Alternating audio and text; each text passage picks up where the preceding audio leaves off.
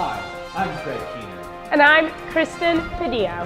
And this is Prophetic News. So today we got some breaking news. Apparently there's this prophet in town who's got something really important to say. Apparently he claims that he has a message from God. Well, this isn't really groundbreaking because this happens all the time. But apparently what this guy has to say is really important. So what do you think, Kristen? Yes, Craig. News about this prophet has been blowing up all over social media. It has been broadcasted in Jerusalem, Judea, Samaria, and to all the ends of the earth. In fact, we have a reporter live at the scene right now. Over to you, Danny Hayes.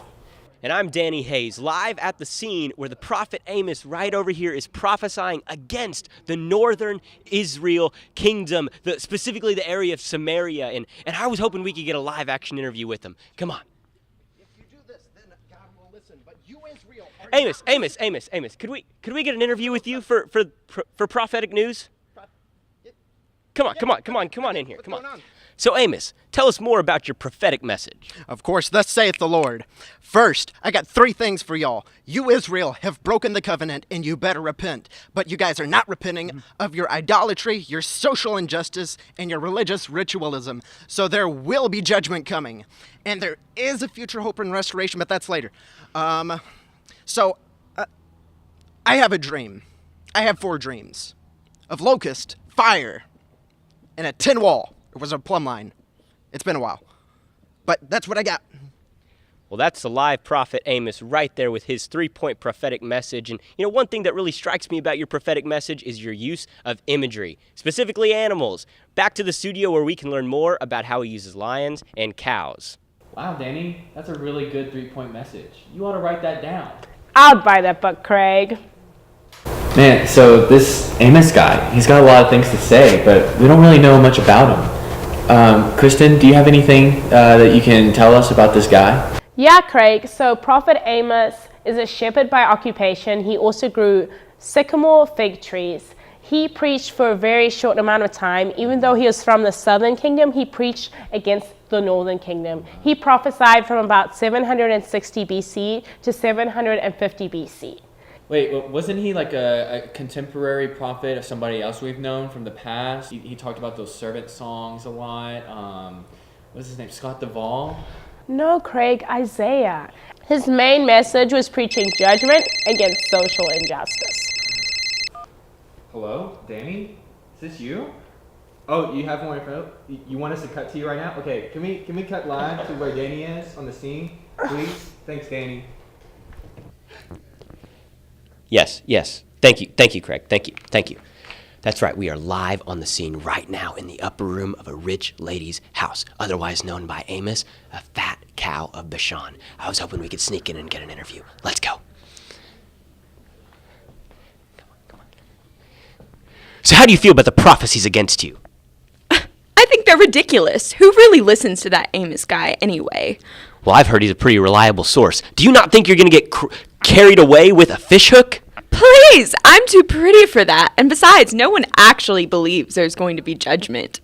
Judgment? Let's see if she feels oppressed. Tell me, do you feel oppressed around here? Yes. I mean, look what I have to do. Can you even believe it? How do you feel about these claims against you? Please, if anything, I'm the one being oppressed here. I have to put up with people like her, poor people that cramp my style. It's ridiculous. Can you believe that? Poor people that cramp the style. Can you believe this? Wait. You're never going to believe what's happening right now.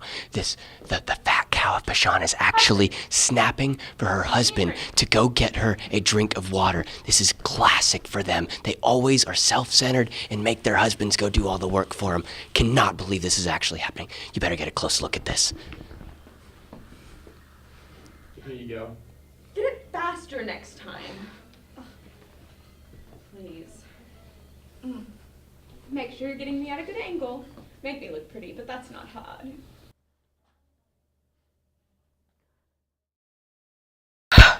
That is so politically incorrect. How offensive.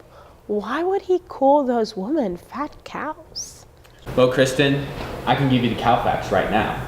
You see, Amos, he's really milking this metaphor with the cows. I mean, it's just an utter disaster what's happening to these people. Because these women, they're so self-centered, they are selfish, they are just like lazy cows grazing all over the grass, all over the fields, and they're so lazy and so self-centered that they even get their own husbands to bring them drinks all the time. They don't care anything about the poor, and they just, to be honest, it's just not moving at all what these people are doing. So I think Amos has a good point here when he's talking about the cows. And those are the cow facts. Wow, those are some great cow facts, Craig. And I think we have a lion on the scene. Over to you, Danny Hayes. And once again, I'm Danny Hayes, live on the scene on Prophetic News, Channel 5. We're going to get our last segment on the message of Amos, the prophet specifically, and we hope to get a little bit of town footage with how the villagers are reacting to this message. Come on and follow me as we go find some villagers to go interview. When we've got one right here, please tell us, what do you think about the message of the prophet Amos that he's giving, especially with the lion imagery? That's the thing that strikes me the most about this. Do you have any thoughts on the lion imagery? Wow, you spoke to the right person. I'm a lion trainer, so let me call my lion. Hey, kitty. She has a lion. She has. You better get this. This is a lion. Let's go. That's my kitty. Come on. So, can you tell us a little bit more about what you think about the lion imagery?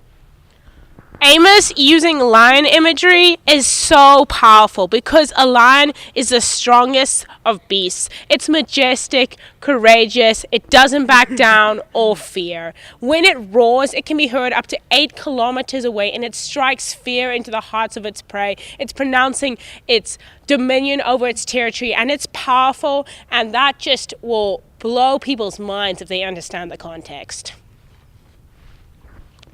Well, you heard that. Could you give us an example of the roar, please?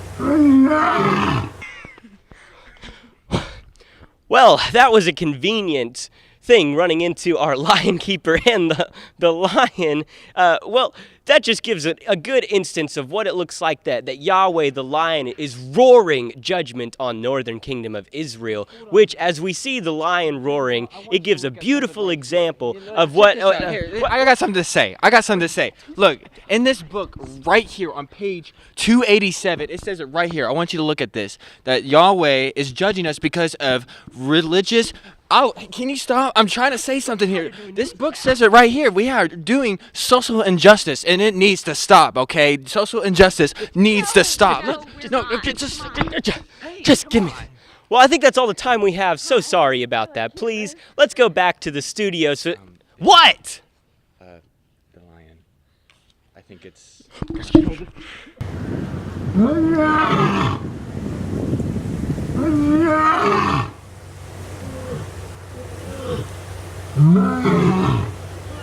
Wow, okay, Danny. Yeah, we're going to have to catch up with what happened there, because that did not look like it turned out all right.